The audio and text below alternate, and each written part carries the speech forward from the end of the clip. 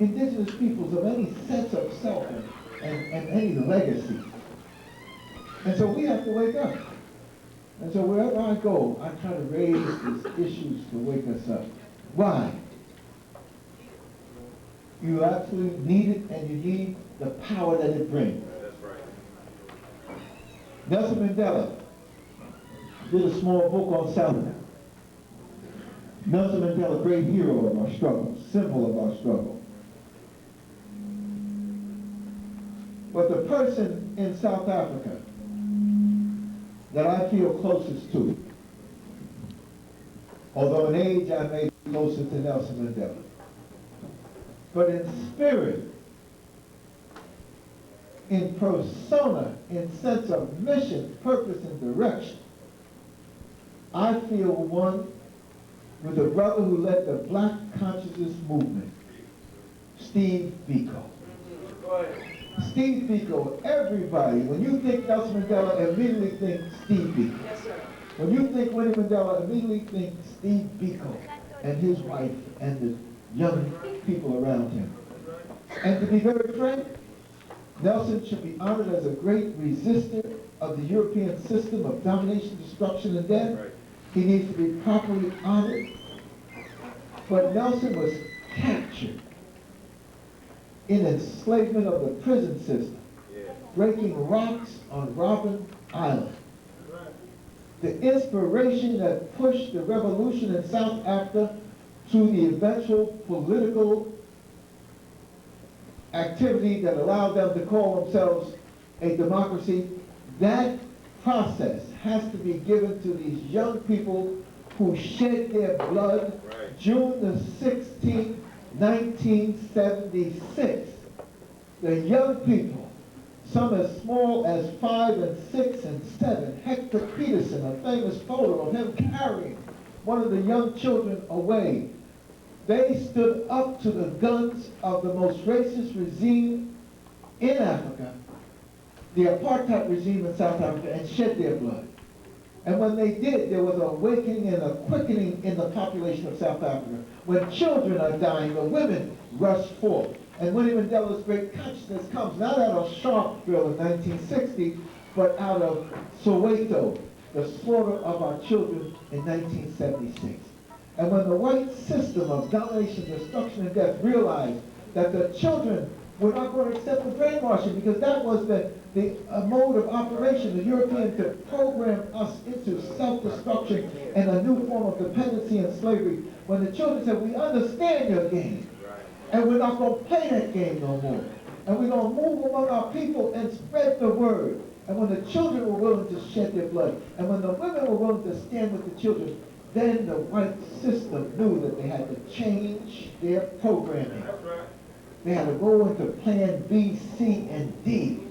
And that was to bring Nelson Mandela out of jail to manage the plantation called the Republic of South Africa. Not to liberate the Republic of South Africa. And we've got to understand this as we get into an analysis and a serious understanding of what they do and how they do it. Nelson should have come out of jail. He had served enough time unjustly. And he should have been raising Winnie Mandela's hand up high, because they represent a pair of freedom fighters.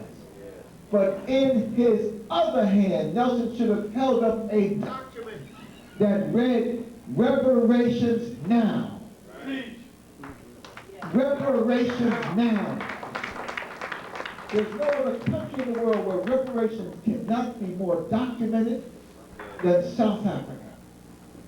Every ounce of gold taken out of those lands has been recorded on computers. Every diamond discovered has been recorded on computers. Every land that they stole from black people, they call them black spots, is in their computers. There's no place more ready for reparations than South Africa. But our people have been bamboozled and turned around and turned away from the demands that they had to make. Frederick Douglass understood that early on. He said, if there is no struggle, there is no progress. And now Nelson Mandela cannot articulate reparations because he's been a part of the system. And so we've got to understand, when we are raising, led by my brother here, my young brother warrior here, these questions around Jamestown, where we're talking about the system of enslavement that was brought to the New World, in the Caribbean, in South America, in St. Augustine, in Florida, we're raising the question of reparations. If you can't raise the question of reparations, there's no need for you to be out here. Right. And the only way to raise the question of reparations is to have the knowledge of what has happened to you and your people, and what has happened to our partners in struggle and in blood, the indigenous populations. We have to help them articulate reparations and all that it means. America is not a free enterprise society unless you look at it correctly. The free enterprise was free land that they stole from the indigenous population, Right. free labor that they brought over from Africa, and free resources out of the indigenous land. That's the free enterprise system. That's the contradictions you have to constantly bring and put in their face. And so this is why we're here. Jamestown. The farce at Williamsburg. And if you understand a lot of that history, they eventually had to move the capital of Virginia out of this area and on to Richmond, because too many revolutionary spirits were rising up and zapping the slave system, and then going off into the dismal swamp and living as maroon communities. They don't want you to know the history of revolt and revolution and resistance that our people represent. Let resistance be your motto. And Virginia, so goes Virginia, so goes America. So we have to point out the contradictions. There's a book I have in my bag of tricks, which is the knowledge, my arsenal. I have to have certain tools in my weapons of mass destruction, and one of them that you should get a hold of is Lerone Bennett's Shaping a Black America. Lerone Bennett's Shaping a Black America. Reading that book 20-something years ago changed my way of teaching. On the front cover of the hardback is a black man holding his child on his shoulders. Just the symbolism of that makes the book worth getting into. And it was done by one of our great artists, Charles White. Black man taking his responsibility of mentoring his children. That's an image and a reality we have to have today.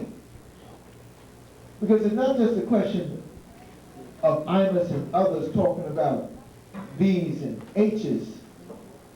It's a question of us taking our responsibility serious in terms of ourselves and our families and our communities and our global community. And it's very real. You can't have men mating and having children and not taking your responsibility. Break it down. Your society can't last, can't rebound, can't stand, can't be a part of this new world consciousness if you can't take care of basic business. But someone else has controlled us and programmed us. Listen to this. Whoever controls the images controls. I always use that pyramidal form to talk and to process information. And the triangle is shaped with a pyramid. Whoever controls images controls, at one polarity, self-esteem. What you think about yourself. Work with me. At the other polarity, self-respect. How do you respect yourself and others that look like you? And at the top of the pyramid of consciousness is the question of self-development. Break it down. Images impact on self-esteem, self-respect, and self-development.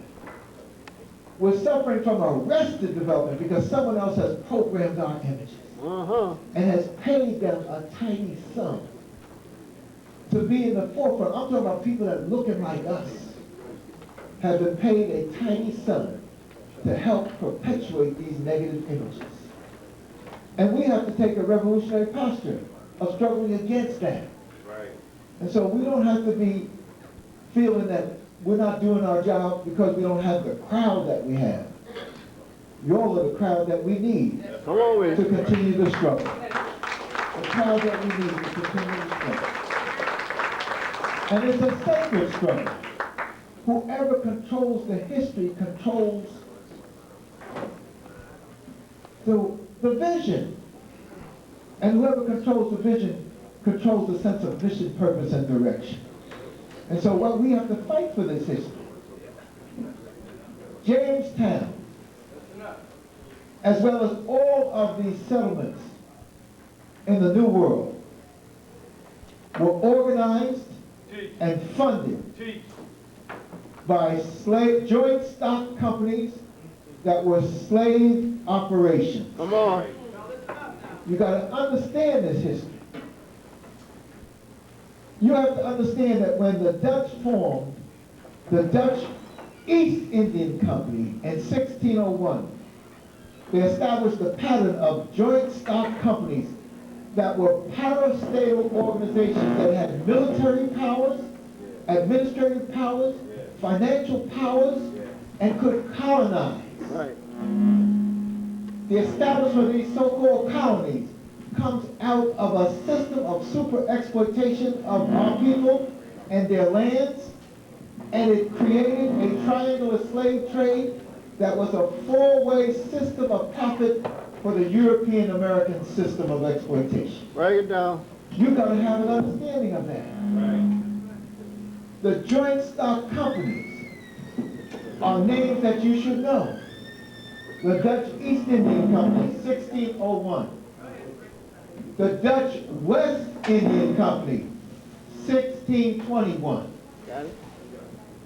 The Dutch West Indian Company, by 1623, was in so-called New York Harbor, Right. establishing New Amsterdam. Right. 1637, the Danes said, we want to be a part of this new exploitation. We want to be a part of this system that allows white privilege to go around the world and claim it for themselves. And so the Danish slaving company was set up in 1637. 1637. In 1649, the Swedes said, we can't be left behind. We want a slaving operation. So in 1649, the Dutch and their Jewish financial partners helped the Swedes set up the Swedish slaving company. In the 1650s, the English were setting up their various companies. Right. By the 1672, they set up the Royal Africa Company. Come on with it. You got to have an understanding of this history to know that all of these so-called 13 colonies come out of the slave system. Right. And you can't be buying the okie doke that says that they were coming for freedom, justice, and equality.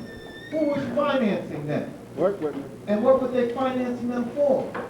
They were trying to follow the pattern of the Catholic nations established in the 1500s, the super exploitation of the triangular slave trade, led by the Portuguese and the Spanish, with the door being opened and the blessings being given by the Pope in Rome. When we talk about reparations, you've got to bring a document right to the Pope in Rome. Work with it. So this question of Jamestown opens up this whole ball of wax. You're going to celebrate our destruction and the Native American genocide? We're going to open up this whole thing. When Queen Elizabeth was here, somebody should have grabbed her and slipped in her hand as they brought a bouquet of flowers out to give to the Queen, and they did a little bow, and when she opened it up and was reading the note, it said, reparations now, bitch. All right. You know what Dr. Khalid.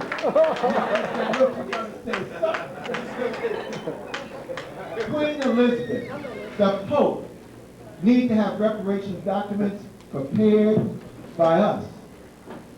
If Dr. Khalid Muhammad had the spirit to raise reparations wherever he went, and if the young people he has supported and mentored are raising the question of reparations, and partners like myself are raising the question of reparations, you have to understand why it's important to raise Jamestown. Because it's part of our reparations doctrine. That's right, Doctor. It's important to raise reparations and put it at the door of the Pope. Because he told the Catholic nation, Spain and Portugal, when they came to him and said, we discovered these lands. Can you imagine Christopher Columbus coming across the ocean lost, discovering something? He was discovered by the Native Americans on the beaches when they saw his white ass and didn't understand what this was. He didn't discover a thing. There were millions of people, nations and civilizations that have been here for thousands of years, and they are being discovered. These lands are being discovered. White folks love to do, but they know how to take that history, because whoever controls the history controls the sense of mission, purpose, and direction. So they have a falsification of the history. The Portuguese and the Spanish went to the Pope, and the Pope, in his holy wisdom, drew a line from the North Pole to the South Pole and gave half of the land to Spain and the other half to Portugal. Divided up the world and allowed them to enslave and control and conquer. So you can't leave the Pope out of the equation.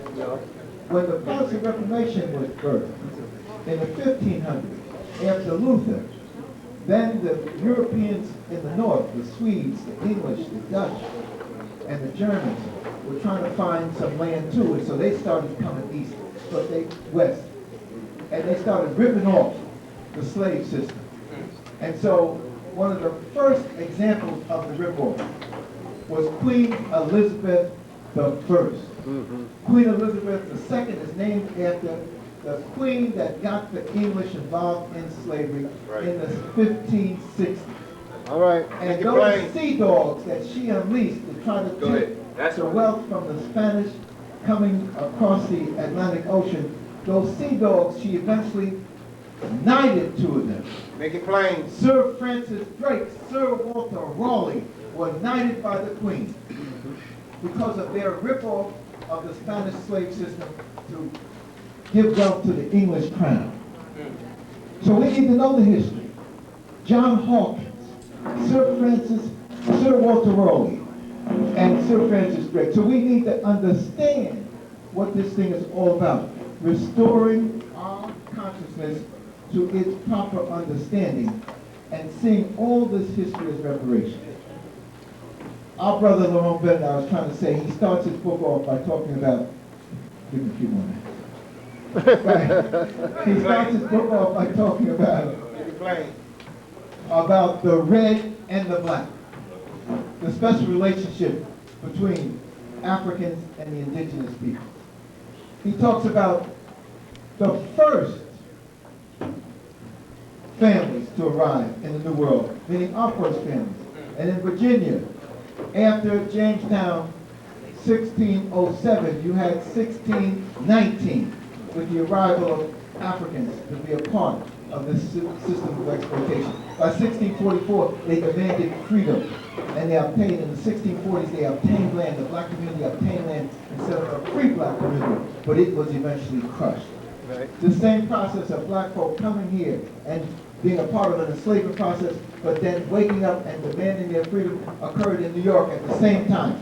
And Laurent Bennett talks about that. 1644, a petition was made to the Dutch West Indian Company that Africans had labored, and they saw their white counterpart laborers who were in indentured servitude get their freedom, and they demanded their freedom. And black folks was given land in Manhattan in New York. A lot of land. And we have a document just discovered from our files, December the 7th, 1977, which talks about free black farmers in Manhattan. And in the 1640s, when these brothers who had worked and these sisters that had worked demanded their freedom and they obtained their land, the average land farm was 8 acres. 8 acres is a lot of land in Manhattan. Yep. And the largest one by Simon Nangola was 45 acres of land in Manhattan. I always thought that the land was a few acres of land around the courthouses, around Greenwich Village and Little Italy, but that land outside of Wall Street went all the way up to 34th Street, 35th Street, Broadway, and 5th Avenue. Write it down. That's the legacy of Africans in New York. But when the Dutch fought their English partners for control of the slave system and lost in 1664. They started one of the second wars against the English and Dutch War. 1666 they lost. And so the English said, we're taking over Manhattan. And so New Amsterdam became New York. And after a few years, the English did the same trick that they do everywhere. They didn't honor the land grants of the Dutch, so they took black land. So I'm telling our people, we got a reparations issue to raise right now in the City Council of New York. Black land Work with it. was earned. We have that same process to raise in Virginia. Work. Black land earned that was stolen. And then Laurent Bennett has a chapter, the Black Founding Fathers. He has another one, the road not taken. And this is a theme that I think we all need to have. That the Europeans, in their greed, having destroyed their own people, having destroyed their own women in the processes of war and destruction. Read European history. It's war and destruction against this white-on-white crime. The destruction against the European woman is a tragedy, an unbelievable tragedy. So it is not surprising that when they came in touch with the indigenous peoples or the African peoples, they continued this process of destruction. But we have to begin to raise the question of what is owed us, and reparations is the item we have to put on the table. But if you don't have the knowledge, you cannot raise the issue. I'm saying hope needs to be challenged. I'm saying Queen Elizabeth, the English royalty needs to be challenged. I'm saying the Jewish community needs to be challenged. I'm saying that the so-called Protestant community, the Lutherans and the Episcopalians and the Presbyterians need to be a challenge. We need to put reparations on the table. And when we look at our history, we can begin to see it and understand it. Thomas Jefferson, we need to be paraded around his 4 plantations. Monticello was just the centerpiece of a 4-plantation complex. Come on. So when these fools founded this nation, bamboozling the world, it wasn't founded on freedom, justice, and equality. It was founded on slavery, inequality, and injustice. And they institutionalized it in their Constitution. Institutionalized it. The Declaration of Independence is a fraud. Perpetuated. In 1776, with Jefferson writing that all men are created equal, endowed by their creator with certain unalienable rights, among these life, liberty, and the pursuit of Negroes. I mean, life, liberty, and happiness. But he stole that from John Locke. It was really life, liberty, and property. But the pursuit of happiness for these white folks was property, which was us. And so we've got to begin to understand that the Declaration of Independence is an indictment against America. And the Constitution built in 3 dimensions of our reparations document that we need to raise. The Constitution established the end of slavery, not in 1787 when the Constitution was established. It gave a 20-year set-aside for the slave owners, all of whom were the founders of this nation. They had 20 years to continue slaving while they set up an internal slave system that Jefferson and others took the lead in. An internal slave trade was what was put into the Constitution. The Constitution has a clause that calls it the 3/5 clause. I keep telling Jesse Jackson, Jesse, stop saying we got 3/5 rights. We had no rights under the Constitution. Come on, man. Then the rights were given to rich white men with property and power. Even white women didn't have rights. Poor whites didn't have. Native populations didn't have rights. That 3/5 clause is an affirmative action for the powerful white folks who got 3/5 more voting power. Right. So Bring you it have down. to begin to seriously analyze these questions in your history and flip them up right and get the right answers. And when you do, you'll see the contradictions and you'll see what we have to do to raise these issues. One more important point in the founding of the nation, and Virginia takes its role. 1776 is the Declaration, but before the Declaration was issued, black people, who are the key to the development of the New World, not the plantation owners, The wheelwrights were black. The carpenters were black. The blacksmith, the agriculturalists, the seamstress were black. The person who nursed were black. We were the key to the development of these lands. And when the British Governor Lord Dunmore here in Virginia declared, before the Declaration of Independence, knowing that black power was the key to these lands, he declared any blacks who left the plantations and joined the British rank would get their freedom. And tens of thousands of black men and women left Virginia plantations and joined the British side, bore arms, were organized in Ethiopian regiments and blazoned across their chest freedom to the enslaved. It was this population that left the plantations and stood up and armed themselves to fight for freedom, that forced the plantation owners in America, Washington, Jefferson included, to put black troops in the Continental Army. Right.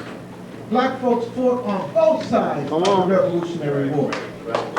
And this is the history that they have kept from us. That's right. And so we've got to begin to understand this and make it real. So they pay me on my day job a lot of money to give lectures. But I'm here to support my brother and his extended family. And I'm here to stand with our native leaders. And so I'm going to cut my presentation short, but I'll come back here at any time. Our real Jeffrey's presentation includes a 40-minute introduction, a 15-minute libation, and a 2 to 3 hour presentation. So I'm apologizing for short being from you, but I'm glad to be here anyway. Thank you, brothers and sisters. That's all.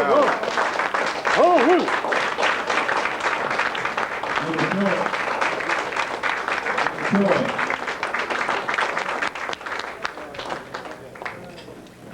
You know, if it was up to me, I hear it all day. I'm soaking it up. That's right. Fact-based man. But this gonna get ready to go on here. And I can't knock that. But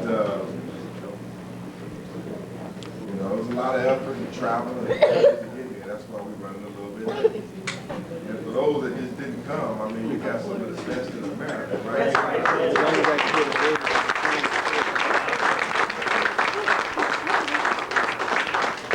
If you don't come to this, you're out of your mind. But I got to really vibe forward right now.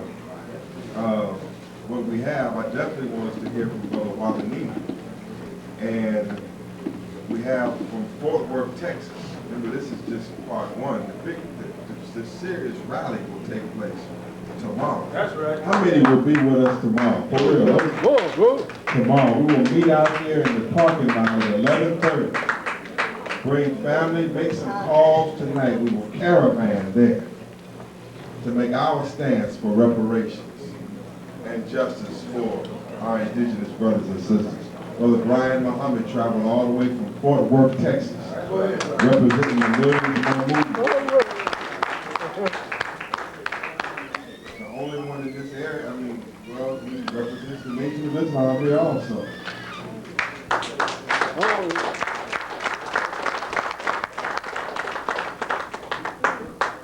Inspiring the locals here is fine. But they're everywhere they find.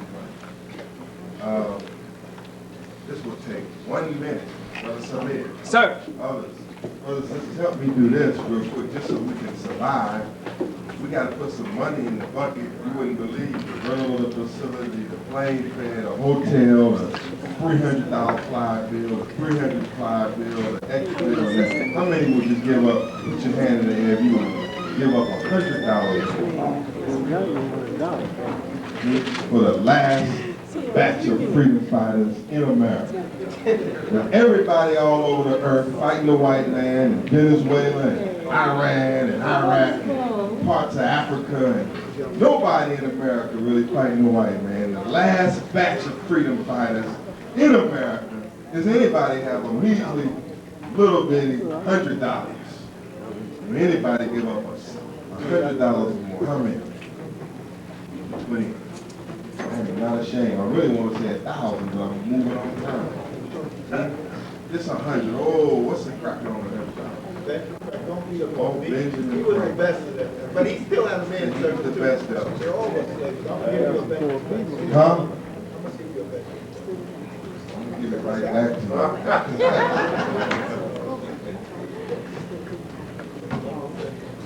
$100 from Leonard Jeffries. Anyone else? Anyone else?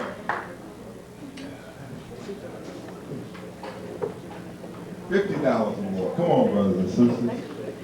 Show some heart. $50 more. Anybody? $20. 20. Oh, real good. 20. Brother right here. Let's give him a hand. Anybody else? You gotta really do this quickly. I'm talking about quickly. $20 from the black man. Oh, $60 for Brother Lewis. Brother Lewis, $60. How much, sir? $20 from the black man here. $20, Brother John. 20 from John. 20 from my sister. 20 for Sister Jennifer. Sister Jennifer, who is that? Come on, quickly. Who that? Speak up. Moses. Moses. Looking for Aaron. Huh? $31, Brother Moses.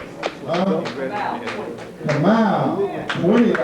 Come on. $31, Brother Moses. 31 for Moses. Give him a stronger hand than that, brothers and sisters. For traveling and speaking and giving money. $20. Anonymous 20. Any more? Everybody take something green out. Everybody just take something green out. Come on, everybody, take something out. Just take something out and throw it in the pot. Everybody. Brother Clarence, give him a black hand. Hold on, get this Brother man. Mays. Brother Mays, give him a hand. Everybody throw something in the bucket. Brother Devine, get something from everybody. Every Black Panther, every security guard, everybody. Get something from the club. That's right. Quickly so we can move because they getting ready to get down in here. Brian Motion. Brian Muhammad got something in his hand. He's throwing something. Come on, Shabazz. Brother Sunday. Brother Sonny. We got to pass it and I got to give it to Wabanini. And then the rest, we're going to have a black and red revolutionary summit over here at the hotel. And then we'll carry it till tomorrow. I'm sorry, the rest of this lecture will be heard by white folks in white America tomorrow. And this message will go out.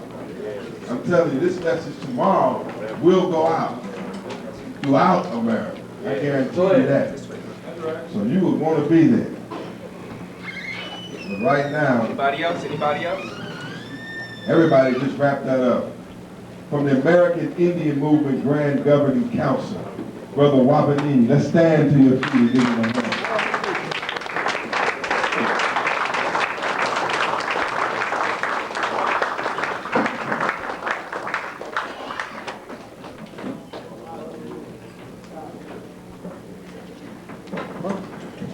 Yeah.